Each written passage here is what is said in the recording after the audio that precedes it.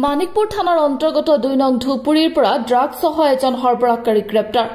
মানিকপুৰ থানাৰ ভাৰপ্ৰাপ্ত আৰক্ষী বিষয়া মণিময় তামুলীৰ নেতৃত্বত গোপন খবৰ ভিত্তিত অভিযান চলাই ১৯টা ড্ৰাগছৰ প্লাষ্টিক কণ্টেইনাৰ সহ চিৰাং জিলাৰ পানবাৰীৰ ৩ নং কৰাইমাৰী উত্তম আলী নামৰ যুৱকজনক গ্ৰেপ্তাৰ কৰে।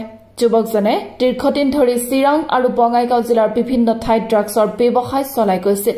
মানিকপুৰ আৰক্ষীয়ে গোপন খবৰ ভিত্তিত অভিযান চলাই জব্দ কৰে ড্ৰাগছখিনি। News desk report NR24। আমি গম পালো যে ২ নং ধুপুৰীত এটা ল'ৰা ড্ৰাগছ লৈ আহিছে।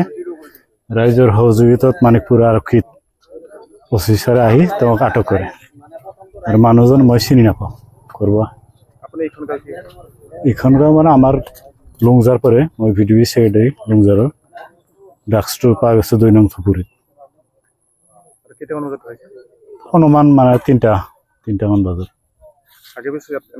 আগে পিছে মানে বহুত দিন আগত আৰু একজন আটক করা হয়েছিল। ১-১.৫ বছর ২ বছর মান আগত আটক করা হয়েছে। তেখেতক তো ইও বাহিরের মানুষ কাবাদের মানুষ আছিল। পিছত আর ইফালে আহা নাই, দেখা নাই। প্রচলন মানে আছে অলপ চলপ, নাথাকা নহয়।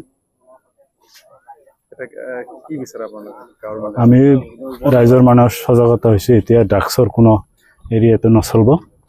ৰাইজে পাৰিলে ৰাইজৰ মানুহে আটক কৰি তেওঁলোকক যদি পায় ধৰি চম্ভালি দিব থানা।